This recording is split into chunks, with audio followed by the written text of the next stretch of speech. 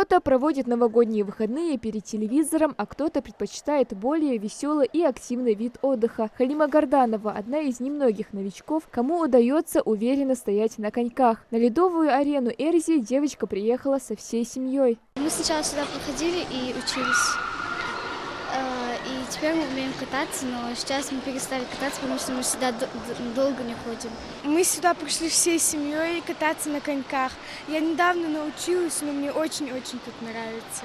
Большинству из тех, кто на катке впервые, падений избежать сложно. Для них руководство предусмотрело такие самодельные ходунки. Правда, точного названия у них пока нет. Кто-то обучается с их помощью, ну а некоторые стараются самостоятельно сделать первые шаги. Лес Аушев тоже сегодня впервые примерил коньки. Пока что сложно, но сдаваться рано, делится парень.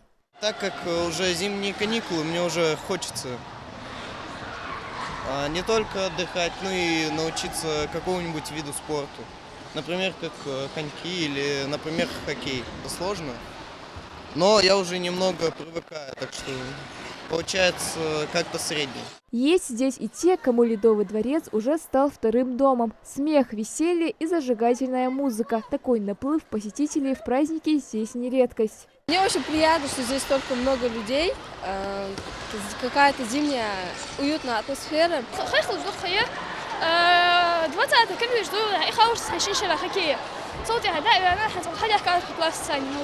Для комфортного катания здесь есть все, а самое главное – новые коньки, которые закуплены 2 месяца назад. На льду всегда присутствуют инструкторы или тренеры, к ним можно обратиться за советом. В общем, все условия для посетителей созданы. Главное – зачищать руки перчатками, голову шапкой, а шею шарфом. Посетить ледовую арену Эрзи может каждый желающий. Арена открыта для катания с утра до 9 вечера. Малика Измайлова, Мухаммад Дарсигов, Новости 24.